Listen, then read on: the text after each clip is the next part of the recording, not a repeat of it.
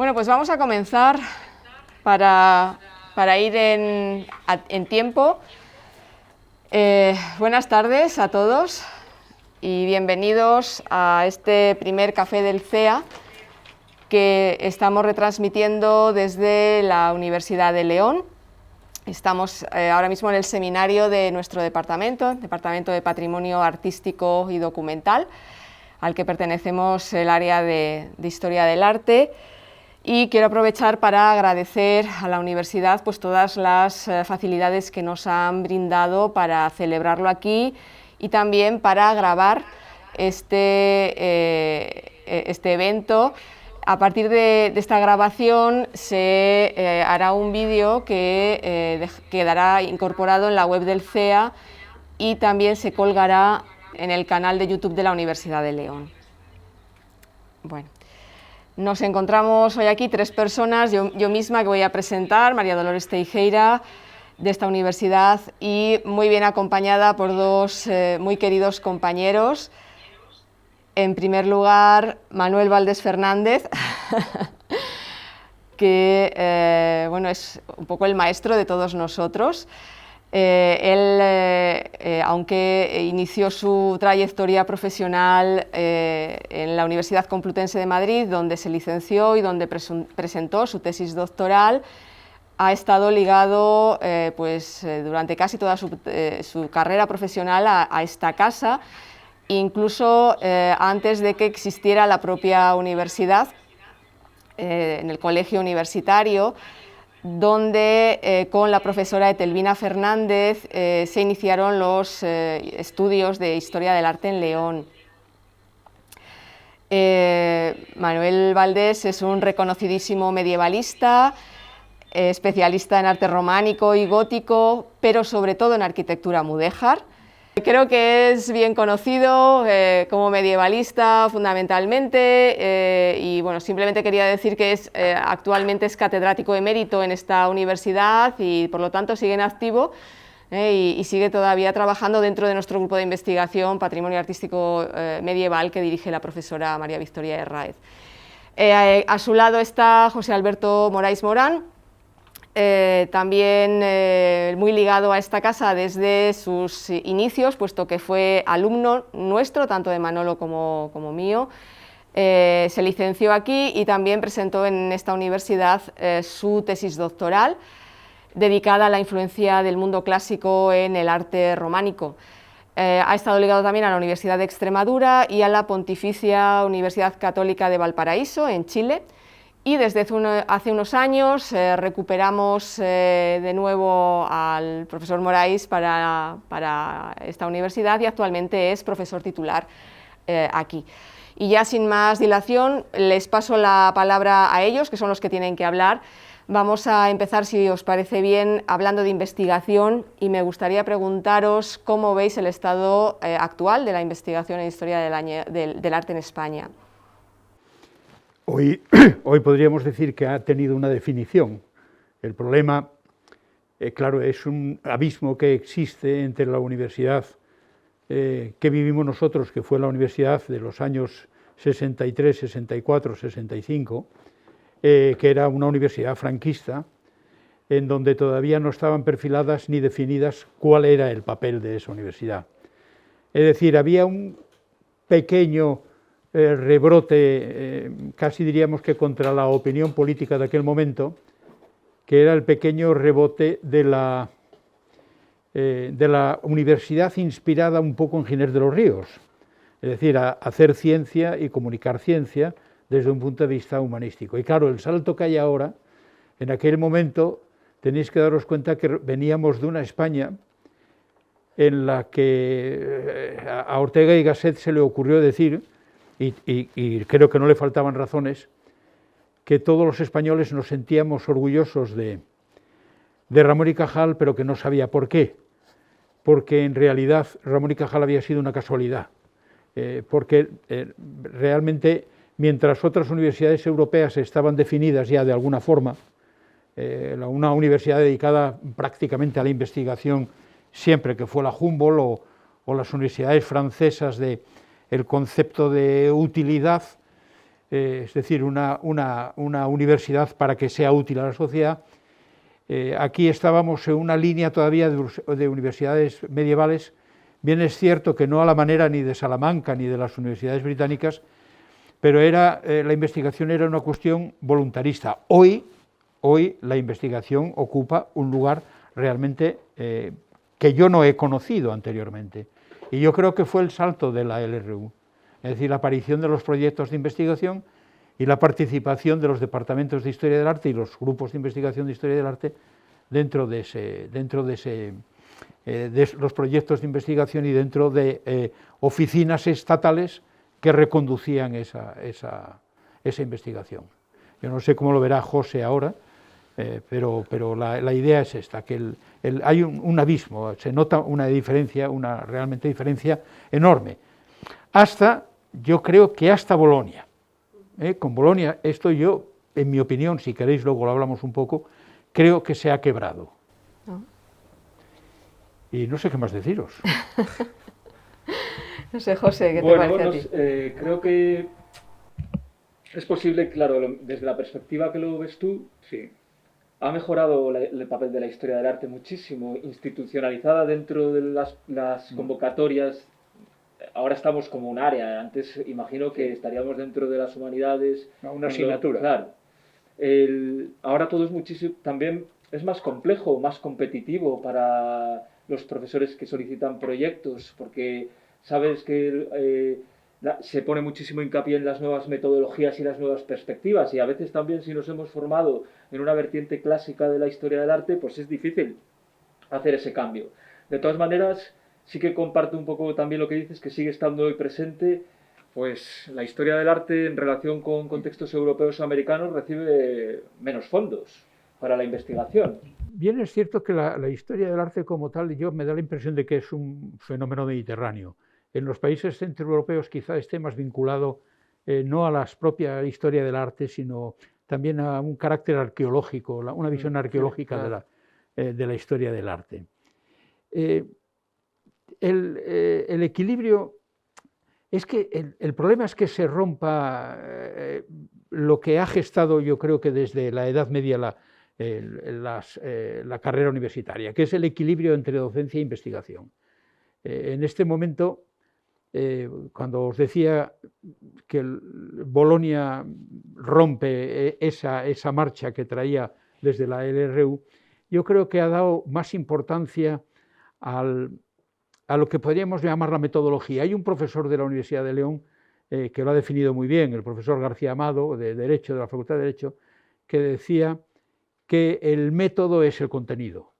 Es decir, en este momento el profesor de la universidad, de cualquier universidad española, pierde el mismo número de horas atendiendo la burocracia que genera la propia docencia que en la propia docencia. ¿Y entonces en dónde queda la investigación? Porque la investigación dicen, bueno, tiene usted los institutos universitarios para investigar. Sí, pero vamos, el día tiene 24 horas. Y si yo tengo que hacer una multitud de estadillos y una multitud de papeles que no sabemos muy bien para qué sirven, pero que es una forma de evaluación, lo que pasa es que no sabemos qué evaluación es, ¿en dónde cae esto? Esto recae primero en una docencia acartonada y en segundo lugar en una investigación reducida. Yo creo que no, es demasiada burocracia la que tiene que atender el profesor universitario hoy. Y se rompe esa ecuación, crear ciencia y enseñar ciencia. Entonces se resiente por el crear ciencia. El punto de arreglo, yo creo que tiene que ser ya la definición de la Universidad Española. Yo creo que la Universidad Española, por mucho Bolonia, o mejor dicho, por mucho que se haya interpretado Bolonia, la interpretación que se ha hecho de Bolonia ha sido burocratizar la universidad. Entre otras cosas, el peligro que se ha tenido con el cambio. Muchos sois muy jóvenes y no recordaréis que cuando entramos en el euro, se nos dijo 1 euro equivale a 100 pesetas. Bien, ya nos han estafado, nos han estafado 66. Ya nos han estafado 66. Un crédito antes, el LRU es un crédito, no señor, ETCS, no señor, no es un crédito, es mucha más horas. Entonces, claro, el espíritu de Bolonia, que era equilibrar homologar y mantener una línea, ahí se rompe. Y todo lo que se recargue en la docencia se pierde en la investigación. El juicio, yo lo veo ahí, el peligro en este momento, pero la situación a partir de la LRU, yo creo que de la investigación en España no estuvo nunca como llegó a ese momento. ¿De bien o de mal? De bien, Ah, de bien. Es decir, la posibilidad de entrar como equipos de investigación, con proyectos de investigación, e incluso proyectos de investigación interuniversitarios, creo que eso fue una de las ideas importantes y que yo no sé, ahora estoy alejado desde hace 7 años de las labores investigadoras de la universidad como gestor, es decir, que no conozco la intríngulis que hay ahora o los entresijos que hay ahora en estos proyectos de investigación. A mí, en relación con lo que dices de la mejor situación, pues, ¿cómo empecé a hacer la tesis doctoral yo? Claro, hay fondos, ahora hay unas becas que están bien dotadas del ministerio, sí. Es decir, está todo mucho más arreglado. Ingresas dentro de los departamentos y tienes unas horas que por ley tienes que dar, es decir, todo muchísimo más medido. Pero imagino que cuando en tu generación empezabais a hacer las tesis doctorales... Era una cuestión voluntarista. Era primero el deseo que tenías de seguir trabajando en historia del arte, y empezabas con la tesina, que en principio, aunque era un trabajo de investigación muy inmaduro, pero era tu primer enfrentamiento con la investigación, era tu primer enfrentamiento. Pero luego seguías con la tesis doctoral, pero la tesis doctoral había privilegiados que en aquel momento tenían ayudas, pero lo normal es que no tuviésemos ayudas. Entonces podías tener un tema de investigación que podías resolverlo en un museo o que podías resolverlo en un archivo, pero había otros temas que te exigían viajar. Claro. Y tenías que viajar. Y el viaje no solo conllevaba pues los gastos derivados del propio viaje, sino que tenías que hacer un material gráfico muy importante, un gasto de material gráfico muy importante para no tener que volver a ese lugar. Lo digo aquellos todos que han trabajado sobre la arquitectura mudéjar en algún momento se darían cuenta que es un arte fundamentalmente periférico, o al menos en los territorios del Duero es un arte periférico, que no lo ves en Madrid. Cuando estaba en la Complutense sí tenías algunos ejemplos muy próximos, pero es un arte, una investigación de viajar, y aquello era el dinero era de tu voluntad de querer hacer una tesis doctoral. Mientras que ahora, bueno, pues hay proyectos de investigación que llevan aparejadas becas para doctorados, para doctorandos, etcétera, etcétera. Eso es un salto cualitativo importante. A mí me parece un salto cualitativo. Lo que no está definido es la universidad. Es decir, eso está claro. Pero la universidad ahora te da espacio para poder investigar. Ese es en donde yo veo las posibilidades. Es la investigación básica. Imaginaros lo que hubiese sido estos 2 años de pandemia que llevamos sin investigación básica.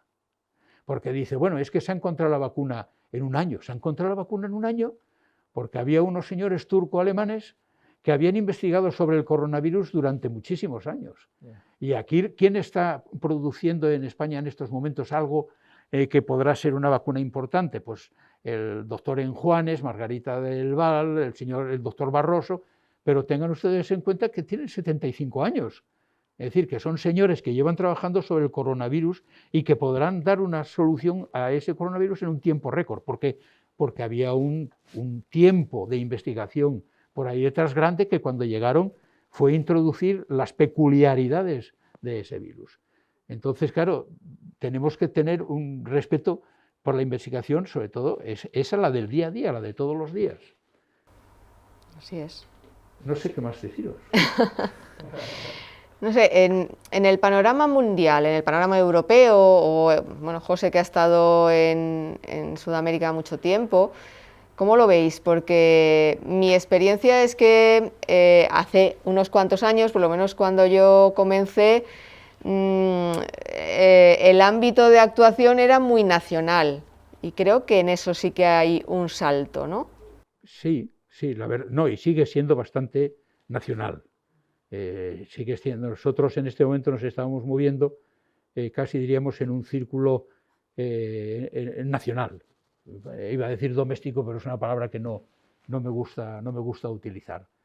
De ahí que esos proyectos combinados entre varias universidades, especialmente con universidades europeas vinculadas tienen una razón de ser importante, entre otras cosas en lo que teníamos que hablar de la transferencia. La transferencia es algo que preocupa, la transferencia de los resultados es algo que preocupa a los filósofos españoles desde prácticamente los años 40, porque una de las cuestiones que decía Ortega cuando hablaba de su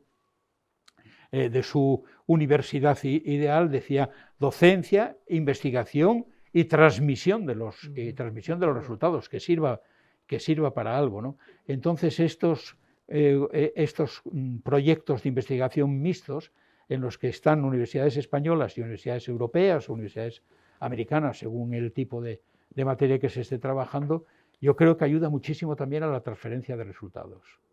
Bueno, yo en relación con lo que conozco, que es, claro, es América del Sur.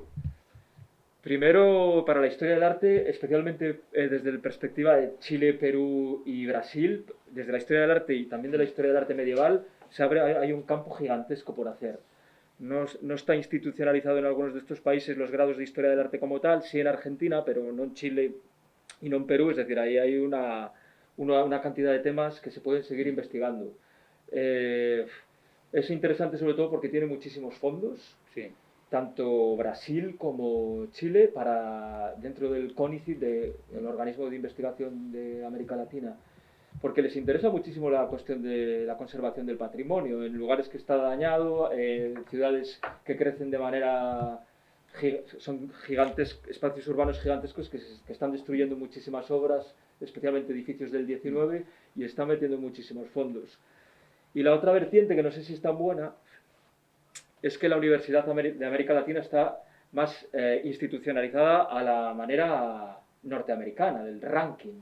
sí. Entonces, en muchas universidades, al menos mi experiencia, es que controlan muchísimo dónde publica el profesorado, presionan, bueno, aconsejan que el profesorado publique en revistas del primer cuartil y simplemente por los índices del ranking. Sí. En eso sí que se ha norteamericanizado mucho más la universidad, y creo que nosotros, en cierta manera, ya llevamos con este tema más de 2 décadas, una década, las indexaciones, no sé cómo lo ves tú. Sí, no, bueno, claro, antes os decía que había que definir la definición de la universidad, de la que queremos. Os decía antes que puede ser profesionalizante o que puede ser investigadora, como la Humboldtiana, pero nosotros no estamos sin definir. Entonces, ¿qué es? ¿Qué es lo que yo veo con los cambios que se han producido durante los últimos 10, 12 años? Lo que estoy viendo es que el mercado lo domina todo. Entonces, la indexación creo que está muy bien, creo que las revistas deben de luchar porque además tener una revista bien indexada, pero yo creo que están muy sujetas al mercado, e incluso que pueden llegar a provocar crisis políticas. Yo creo que hoy que está de actualidad, ha cesado el ministro de Educación. Y yo creo que el gran problema que se encontró el ministro de Educación es universidad estatal, universidad privada. Entonces, la universidad como negocio, es decir, la universidad como mercado, o como engranaje del mercado o no engranaje del mercado. Y entonces, claro, una universidad pública yo creo que debe definirse porque hay investigación, hay docencia y que se libran las dos, se equilibran las dos cuestiones. La indexación pues está muy bien, creo que está muy bien, porque todos queremos publicar en revistas que tengan un alto índice de impacto. Yo eso no lo discuto. Lo que sí discuto es si está detrás de todo esto el mercado. Si el mercado está poniendo incluso en peligro ese equilibrio.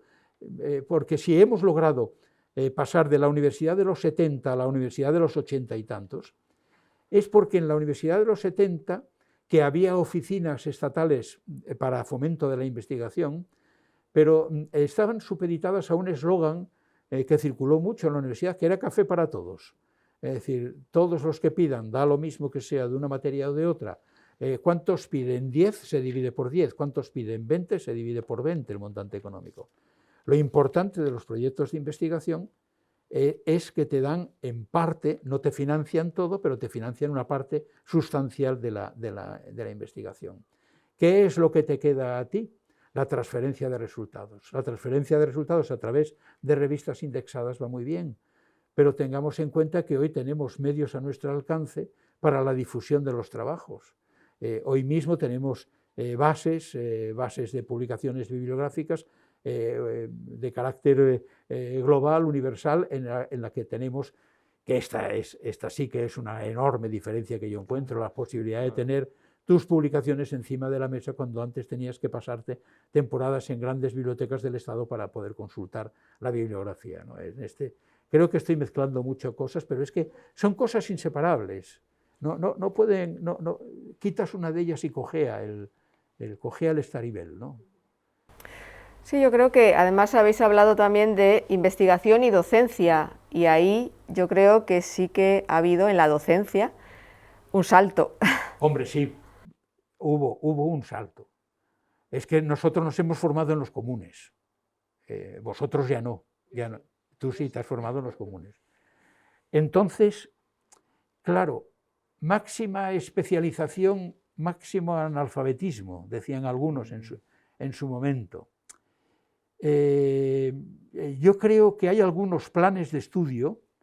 Cuando se estudiaban los planes de estudio, en los últimos, no sabemos cuáles eran los siguientes, pero los últimos planes de estudio, y veía algunos planes de estudio de algunas especialidades, yo ese día soñaba con un cubo de hormigón armado de 4×4×4 y que estaba encima de mí. Es decir, era tal cantidad de ciencia especializada, si era de historia del arte, si era de tal cantidad de ciencia, que yo decía, bueno, ¿y dónde queda la historia del pensamiento? ¿En dónde queda la historia de la literatura? ¿En dónde queda un conjunto de materias? Porque había matemáticas hasta para esa especialidad concreta, estadística aplicada a esa especialidad completa, inglés para esa especialidad concreta. Yo creo que se ha convertido, no es humanista. En los últimos planes de estudio que yo he vivido, no está concebido desde un punto de vista humanista. Es decir, me sorprende, es que no quiero poner ejemplos porque alguien se va a enfadar conmigo, ¿no? Pero para alguien que va a estudiar historia del español, pues creo que la paleografía es interesante, la diplomacia. Y en muchas ocasiones son asignaturas relegadas a asignaturas auxiliares sin ser troncal o sin ser fundamental. Por lo tanto, yo es que el plan de estudios ahora no estoy muy de acuerdo con él. No sé, pero ¿te parece que es muy concreto y que no contempla otras materias? No contempla, no es concebido desde el punto de vista cultural, no está concebido desde un punto de vista cultural. Es decir, deja muchas lagunas en la formación del individuo. Vamos, hay veces que yo lo veo pueril. Ahora, a mí, yo cuando empiezan los cursos ahí en septiembre, y el primer día veo una procesión en la que un profesor encabeza a un grupo de muchachos y les va enseñando, aquí está la secretaría, aquí está la biblioteca, aquí están los servicios, pues a mí me produce muchísima ternura, pero claro, se le está quitando la posibilidad de descubrir, de que ellos descubran la biblioteca, de que ellos descubran la secretaría, de que ellos vayan descubriendo cosas. Ya se lo damos todo mascadito, ¿no? Yo creo que tienen que ser más abiertos. Y lo mismo que creo que en el marco de la investigación tenemos que divorciarnos en algún momento también de la tesis doctoral. Es decir, tenemos que abrir perspectivas, empezar a viajar por otros terrenos, aumentar la creatividad, descubrir nuevos aspectos e entusiasmarse con la investigación, porque realmente docencia e investigación, si no hay entusiasmo por el medio, creo que está fallando algo. O sea, que eso antes y ahora, ¿no? O sea, evidentemente la motivación y el entusiasmo en general son imprescindibles, sea cual sea la situación. Sí, incluso sea cual sea el plan de estudios. Como el profesor no comunique entusiasmo, pues somos un poco maltusianos, controlamos nuestra propia natalidad. Pues hablabas antes de la gestión de la investigación y la gestión de la docencia.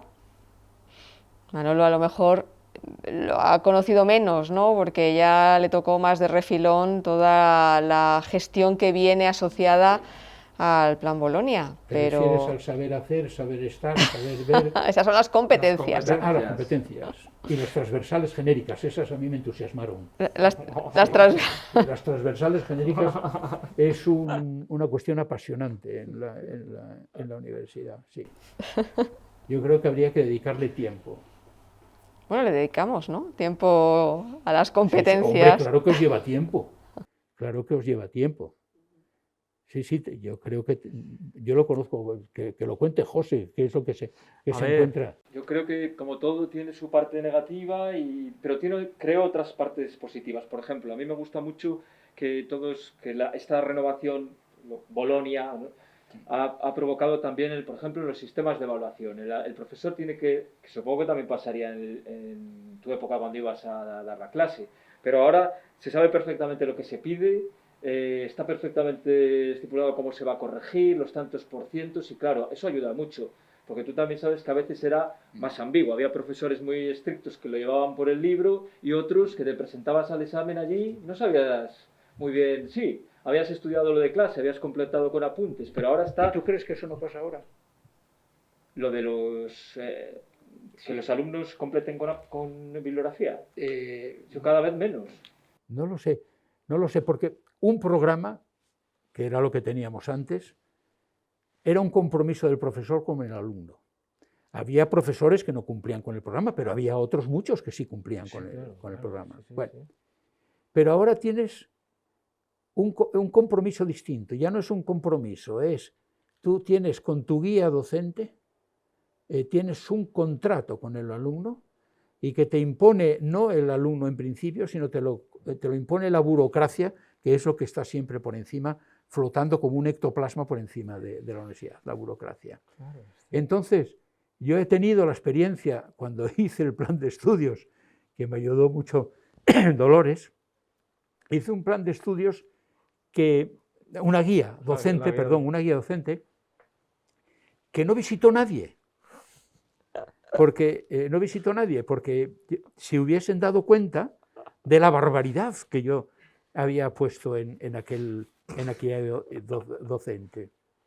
Por lo tanto, yo ahora lo veo más complicado, porque además no sé si afectará a las matrículas de honor y a los sobresalientes, porque yo veo mucha fragmentación de notas. Sí, claro. Que si la parte segunda de la parte contratante y la parte tercera del práctico se suma al seminario que se ha impartido no sé dónde, y eso a mí no me parece bien. Me parece una complejización lo hace todo mucho más complicado y más complejo. Y en muchas ocasiones creo que si sumamos esos centimitos, pues que es muy difícil llegar a una nota global alta, porque has perdido alguna pluma en el itinerario. Llevarme la contraria, pero... Yo estoy de acuerdo, total, sí. Yo di la primera clase aquí, cuando era becario en la asignatura de Telvina, sí, en el año 2005, que parece que es ayer, pero para mí ya son 20 años. Son 20 años que se han pasado así. Y noto ya la diferencia. Etelvina Fernández, ya sabes perfectamente lo que mandaba a leer. O sea, el alumno podía leer todo o debía leer muchísimo. Sí. Y eso se ha ido cortando y cortando. Es decir, por culpa de la contabilidad de horas, dices, trabajo en casa 2 horas o 10 horas. Dices, bueno, es que el alumno no tiene la libertad de elegir cuánto tiempo va a dedicar a leer en casa o qué pasa. Entonces, al final, pues esto es como una infantilización. A mí lo que más me preocupa no es las competencias y todo el palabreo, sino la poca la poca capacidad o libertad que se dé al alumno para leer los manuales que le dé la gana, dedicarle las horas que quiera. Temas emergentes. Tú tienes que dar, si hoy es aquello de los tours turísticos, si hoy es martes, aquello es Túnez. Es decir, si hoy es martes, tanto de febrero, tienes que explicar esto, pero resulta que en ese momento se ha ardido la Catedral de Notre Dame de París. Y entonces el tema candente es hablar de la Catedral de París, de las posibilidades de incendios, en dónde ocurrieron otros incendios, qué soluciones se tomaron, etcétera, etcétera. Es un tema emergente. Entonces, creo que hay pocas posibilidades de introducir cualquier tipo de tema que pueda surgir en medio de una conversación. En medio de una conversación con un alumno que te hace una pregunta sobre lo que está viendo en la pantalla en ese momento o lo que él, la exposición de pintura que se acaba de inaugurar el día anterior en tu ciudad o en su ciudad. Sí, esa posibilidad es la que para mí es un corsé. Claro, si es que tenemos una cosa que es Google Calendar, un calendario que tienes que poner ahí, pues cualquier movimiento en la oscuridad tienes que ponerlo ahí. Y al final es esto, ir encorsetando la cosa, no sé. Lo de las competencias y todo esto no me preocupa especialmente porque al final también es verdad que es gran parte de la enseñanza de toda la vida, pero a la que se le ha dado un giro y con otros términos planteada, pero en realidad sigue siendo... Podemos hacer prácticas de gótico, de románico, o podemos ir a la web del Prado, que en los últimos 20 años ha sufrido una revolución y tiene unos materiales extraordinarios, pero luego al final la práctica sigue siendo pues como cuando nos llevabas a Córdoba, sigue siendo la misma. Vamos con los alumnos al arqueológico a ver la exposición de los dacios, como fuimos ahora, en bus, y estamos todo el día allí. En realidad eso no cambió. Yo tengo una fe absoluta en el concepto de Giner de los Ríos, del aula fuera de la universidad, el aula fuera.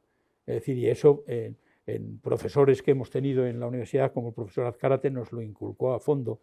Y son los herederos del viaje del Mediterráneo, facilitado por la Universidad Complutense de Madrid, en su momento Universidad de Madrid, Complutense fue después, en el que todos los profesores se dieron cita para un crucero por el Mediterráneo, en el que fue Manuel Gómez Moreno, los recibió Elías Tormo a su llegada, se dieron conferencias o lecciones específicas en el Cairo.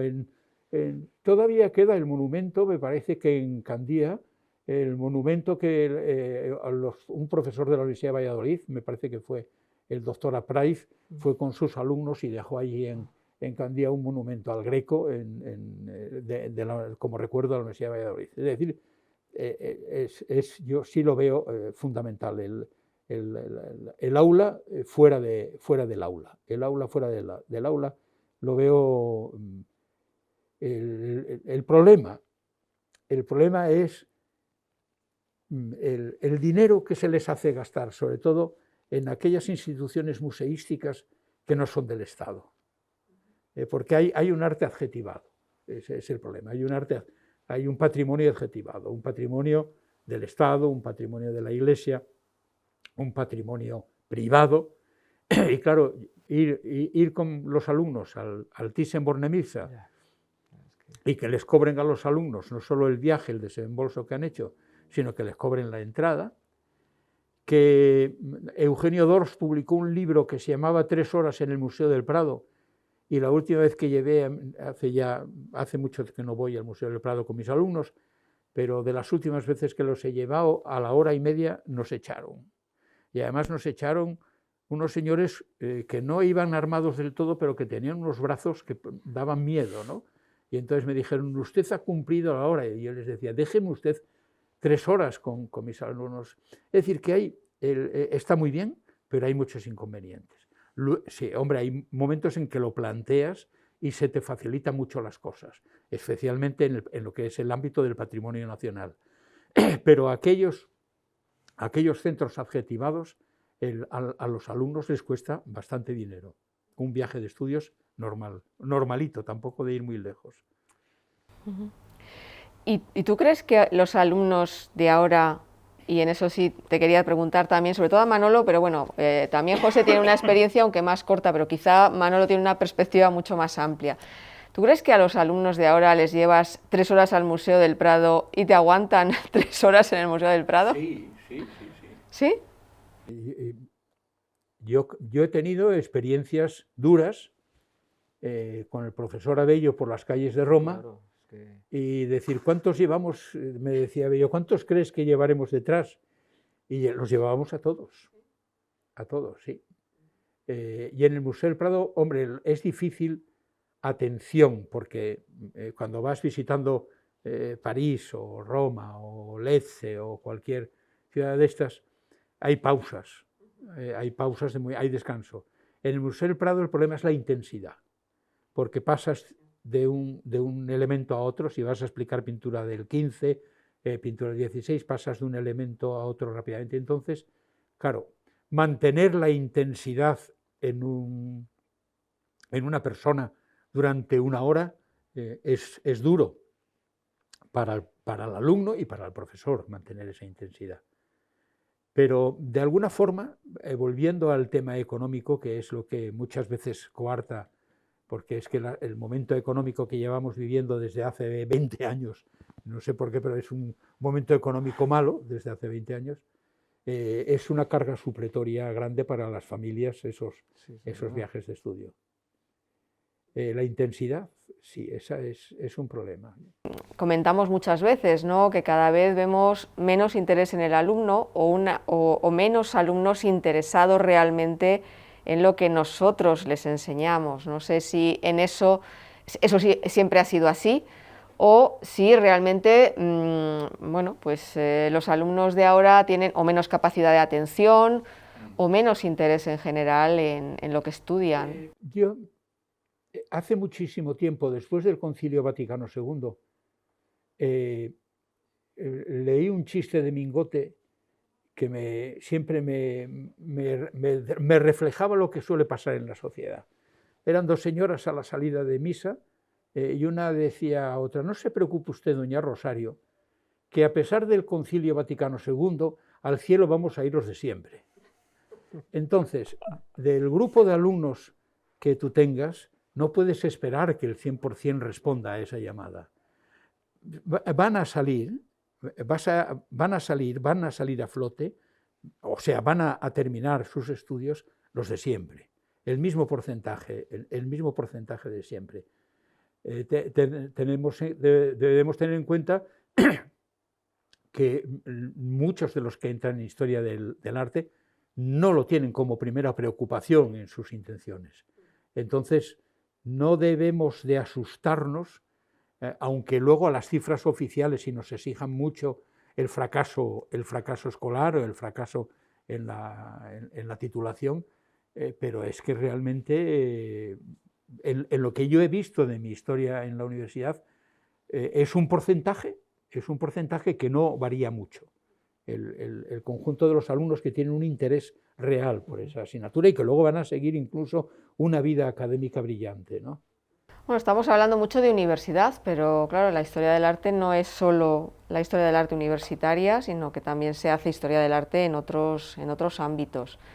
¿Cómo os parece que es la relación que nosotros tenemos desde aquí, ya que nuestra experiencia es fundamentalmente universitaria, con los museos, gestión de patrimonio, cualquier otro ámbito en el que la historia del arte tenga un papel importante? Y tú has sido comisionado de patrimonio, y ¿cómo ves esa actividad profesional más allá de la docencia y de la investigación, que es lo que nosotros estamos acostumbrados, ¿no?, a tener como foco de interés principal?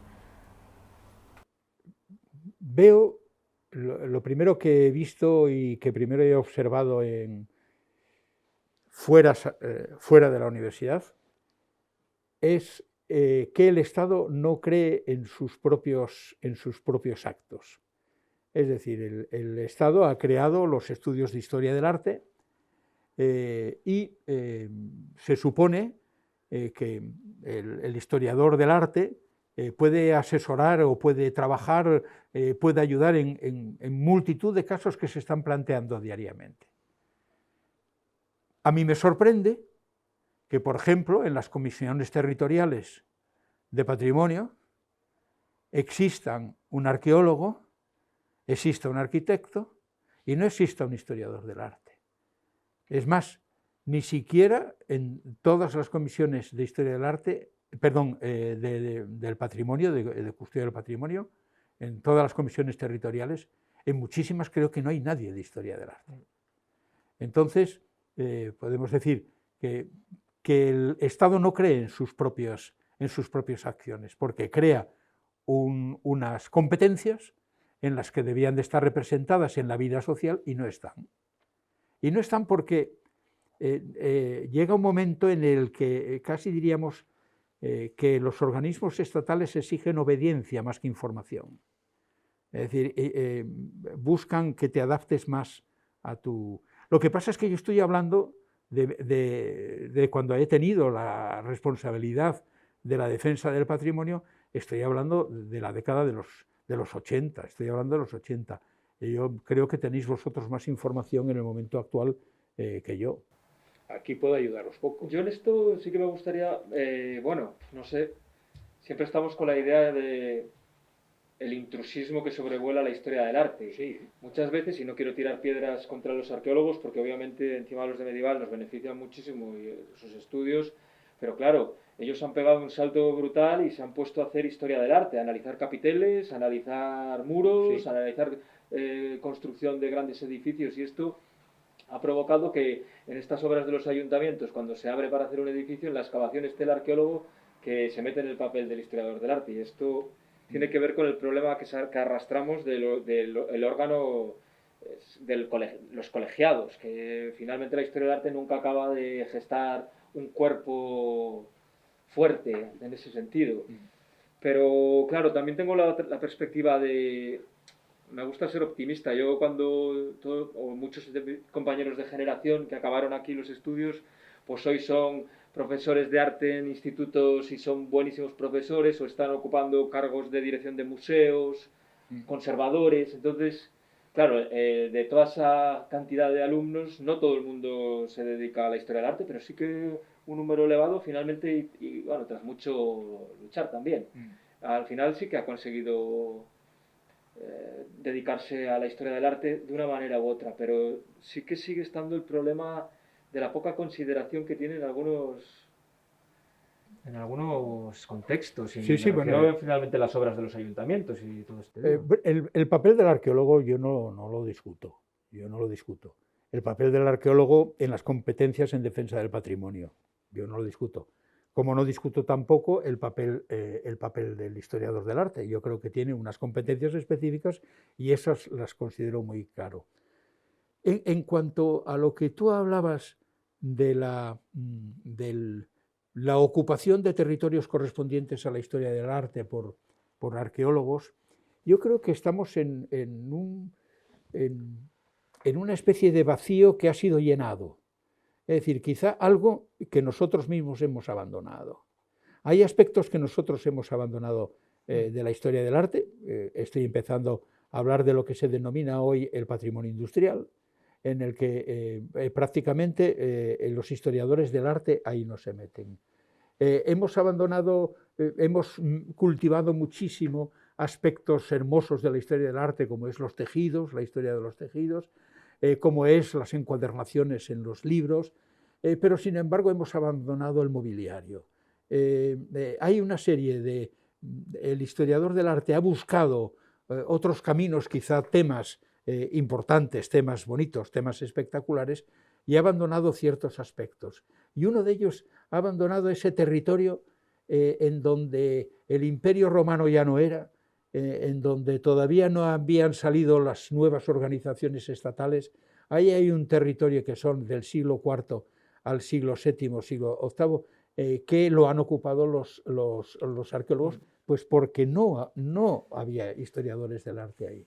Y yo creo que va a costar muchísimo trabajo, porque han trabajado muchísimo en los últimos 15 años los arqueólogos en ese territorio, y han hecho publicaciones realmente importantes en ese ámbito, pero yo creo que es un territorio que hemos abandonado nosotros.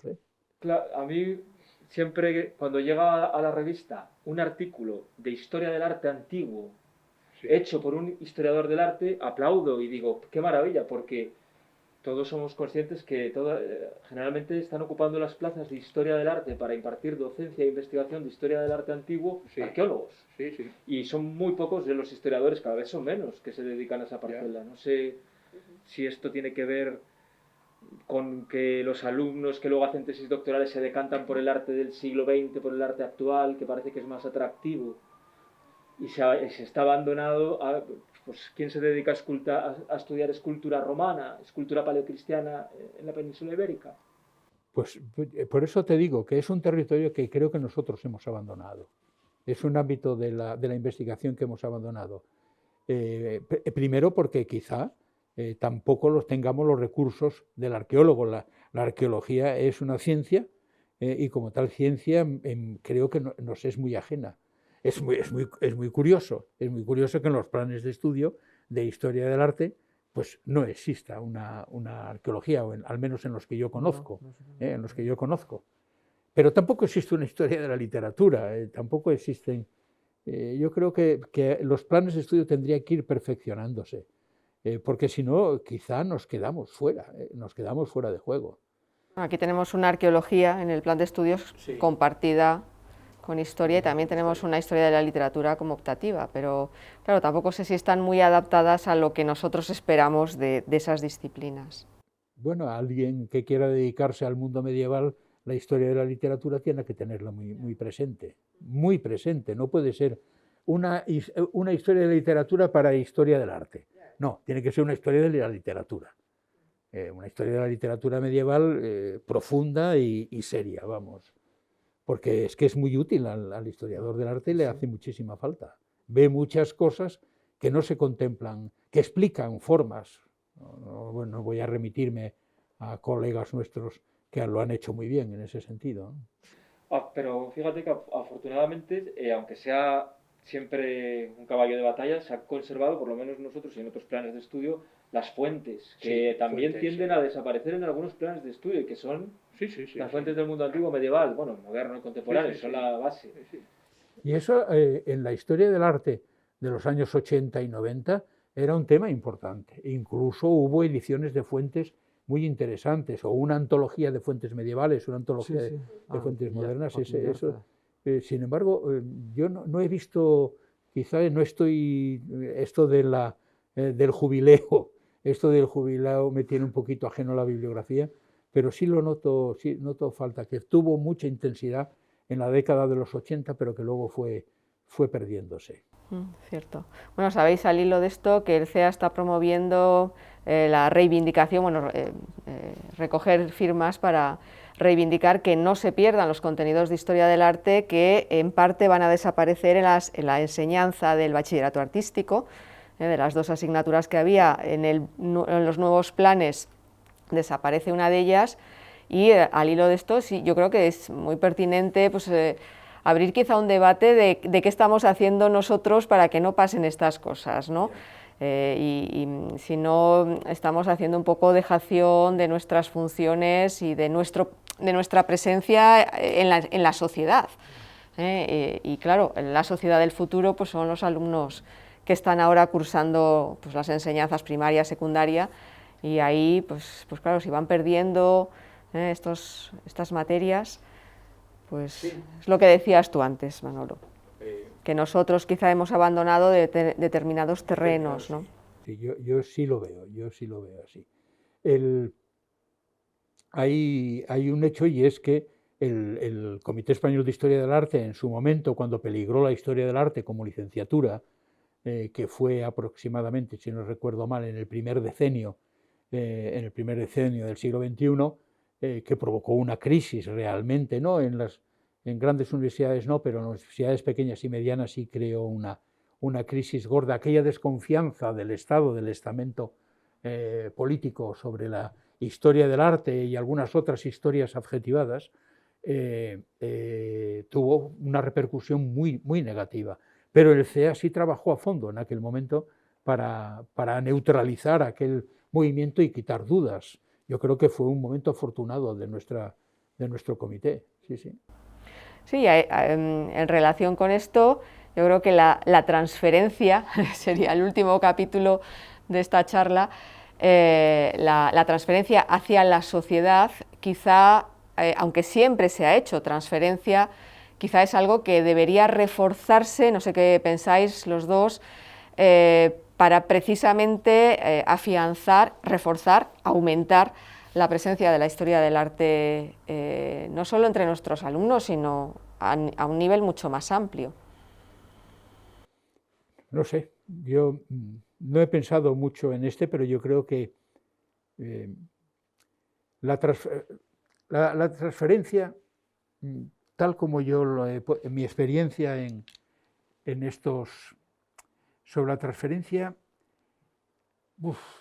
recuerdo muchos proyectos de investigación que terminaba y se subirán a la red los resultados de esta investigación. Realmente yo no he tenido nunca confianza en ello, porque siempre están perdidos en algún lugar, en alguna nube, en algún lugar que yo no puedo acceder a él. Están como en otra dimensión del universo. Sin embargo, la publicación, la difusión, sobre todo teniendo en cuenta que ahora hay muchísimas revistas indexadas con buen índice de impacto y que publican, yo sigo creyendo que tiene más importancia la transferencia a través de las publicaciones, sean digitales o no sean digitales, que en esas nubes que yo nunca acabo de encontrar. Tal trabajo que se va a hacer durante los próximos 3 años y tal se subirá a la red y se pondrá en algún sitio. Yo al final nunca los acabo encontrando. Creo que el soporte texto es mucho más interesante que el soporte digital que está en esas dimensiones que yo no domino. Bueno, yo, claro, desde esta perspectiva, nosotros desde el grupo de Patrimonio Artístico Medieval que dirige aquí en la Universidad de León la profesora Raiz Ortega y al que pertenecemos y también la profesora Cosmen, sí que en los últimos años hemos hecho cosas que nos han sorprendido la cantidad de gente que en principio parece que no cuando, por ejemplo, hemos participado en la Noche de los Investigadores, que tampoco en un primer momento no es muy atractivo para nosotros, o en Expociencia, con algunos talleres sobre manuscritos, sobre vidrieras, pues hemos visto que se ha llenado de gente. La gente quiere que los profesores vayan allí y les expliquen. Ya sé que a veces, pues para nosotros es un trabajo extra y a unas horas que entre las clases y en el día a día es complicadísimo, pero la sociedad en general, cuando abres la convocatoria, va, lo llena, recibimos y se llena el correo con peticiones para las plazas que rápidamente se cubren. Entonces, bueno, creo que tenemos que hacer un esfuerzo, seguir haciéndolo por algo que, aunque no es muy atractivo, porque igual estábamos mejor en el Prado, pues al final es una manera de hacer que esas investigaciones que se quedan a veces en la web o en un artículo científico que van a leer solo con mucha suerte los compañeros, y que en otro lenguaje y de manera más clara se proyecte lo que estamos haciendo en las investigaciones. También, porque a mí siempre me maravilla, los de biología, los de química, los de derecho, se presentan en todos estos grandes lugares con la Expociencia y digo, ¿por qué nosotros no vamos a ir? Sí, sí. ¿Por qué no vamos a decir lo que estamos investigando de una manera más fácil o directa e intentar aplicarlo con práctica allí? Entonces, bueno, ahí podemos seguir trabajando. Lo que pasa es que eso implica trabajar más. Sí, sí, implica trabajar más y siempre tendrá éxito, y especialmente en el ámbito de la historia del arte. Lo que yo hablo es de otra transferencia. Yo hablo de la transferencia de los resultados de mi investigación que vayan a suponer un paso de la ciencia histórico-artística en ello.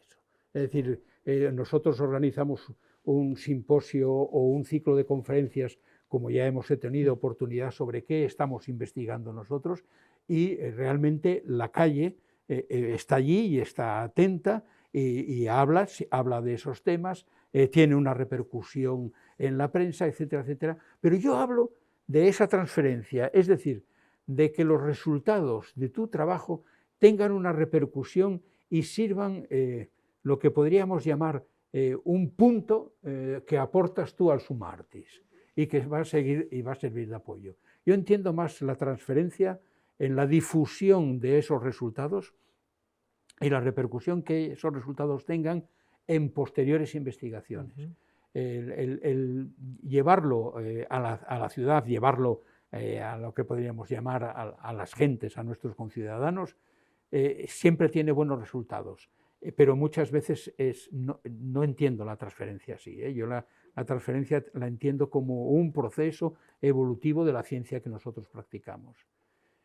Por eso acudía al papel y acudía a las notas, no tanto a las nubes, sino que aunque sea una revista, aunque sea en papel o en digital, pues ponga en marcha un nuevo proyecto. Un nuevo proyecto o fundamente una nueva investigación. ¿Os parece que abramos un poco paso a quienes nos están escuchando? Ana Castro dice: me interesa mucho el papel de liderazgo que ha ejercido Valdés y la construcción de un grupo potente.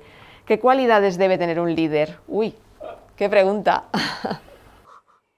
Es que eso no soy, yo no lo soy. Bueno, tú has sido durante mucho tiempo con Etelvina las cabezas visibles de esta casa. Pero en cuanto Etelvina y yo vimos que detrás teníamos gente mucho más poderosa que nosotros, hemos dado un paso atrás, nos hemos apartado. Y vamos, no nos hemos apartado, sino que hemos visto que teníamos personas formadas a nuestra edad, a nuestro lado, que tenían más empuje que nosotros y les hemos dejado el paso abierto. Yo fui en un momento, ya no me acuerdo, director del Departamento de Patrimonio Artístico y Documental, pero en cuanto vi que yo no mostraba entusiasmo, que no tenía la fuerza que tenía, Etel y yo hemos dado un paso atrás y ya os encargasteis vosotros de llevar el departamento. Yo lo que creo que si tenéis capacidad de liderazgo ahora sois vosotros, porque yo voy a vuestro remolque. Es decir, yo muchas veces os llamo el rayo que no cesa, porque no he terminado una colaboración en un proyecto de investigación y ya estamos dame tu currículum porque estamos pidiendo un proyecto de investigación para otro. Y yo voy a remolque, ¿no? El liderazgo se es en algún momento, si uno llega a ser líder, se es en un momento más por necesidad que por otra cosa, pero condiciones de líder yo no tengo ni sé cuáles son. O sea, que una condición es ser el rayo que no cesa, estar continuamente... El rayo que no cesa, sí, pero yo hace mucho tiempo que no soy el rayo que no cesa. Hombre, yo creo que de todas maneras, pues eso, hace ya unos años que efectivamente quizá no tienes esa misma posición, pero años atrás sí que... Sí, años atrás sí, pero bueno, que hay que saber dar un paso atrás. Sí. O no atrás, al lado. Bueno, también eso quizá es una cualidad del líder, ¿no? Saber que en un momento determinado, en lugar de ir en la cabeza, pues vas al lado, ¿no? Yo no lo sé porque yo eso nunca lo he racionalizado, nunca he pensado en ello. No sé si hay alguna pregunta más desde casa, alguna cuestión más que os interese que podamos tratar. Rafael. Sí, Rafael ha levantado la mano. Buenas tardes, Rafael, cuando quieras. ¿Qué tal? ¿Cómo estáis? Bueno, yo creo que más que hacer una pregunta, felicitaros por la iniciativa. Creo que es muy interesante y aprovechar lo que son estos medios online que tenemos para poder ponernos en contacto, ¿no? Para poder hablar de forma directa, ya sea desde León o ya sea de cualquier otro sitio, ¿no? Y yo, con todo respeto a las palabras de Manolo, creo que sí ha sido un líder en la historia del arte, lo siento, pero yo lo reconozco como líder. Creo que nos abrió a los que somos de otra geografía muchas puertas y de alguna manera en algún momento nos tropezamos con él, no con un magisterio directo, pero sí lo que ahora se llama educación no formal. Nos sirvió sus conversaciones, su forma de tratar los distintos temas, en nuestro caso el mudéjar, y ejerció un tema de liderazgo dentro al menos del ámbito de la cultura mudéjar. Así que siento, Manolo, diferir contigo en ese punto. No sé ya en la parte interna del Departamento de León, pero con respecto a nosotros, los que trabajamos en mudéjar, ese núcleo formado en Teruel, siempre te hemos considerado un líder y una persona éticamente y científicamente a imitar y a seguir. Así que lo siento, Manolo. Pero enhorabuena al CEA por esta magnífica iniciativa. Gracias, Rafael. Pero ya tú y yo sabemos que en aquel caso el el auténtico líder era Gonzalo Borrás, que todos lamentamos su ausencia estos dos últimos años. Él nos citaba en Teruel, y en Teruel discutíamos 12 horas diarias sobre la arquitectura mudéjar y sobre el arte mudéjar, y nos citaba a todos sabiendo que muchos de los que allí concurríamos pues no manejábamos exactamente el mismo concepto de arte mudéjar que él defendía, y que defendió en numerosas ocasiones, y que yo también en muchas ocasiones he terminado sometiéndome, porque científicamente eran muy poderosas las argumentaciones de Gonzalo. De todas formas, muchas gracias, Rafael. Bien, ¿alguna intervención más o alguna pregunta más para cualquiera de los dos? Bueno, decía que si no hay más intervenciones, estamos justo en la hora de retransmisión, y como sabemos, la atención del ser humano a partir de una hora ya decae bastante. Creo que si por aquí, por esta parte, y por la parte de aquellos que nos están escuchando, no hay más preguntas o más cuestiones que tratar, pues damos este primer Café del CEA por terminado. Gloria nos da las gracias. Muchas gracias a ti, Gloria, por haber estado escuchándonos.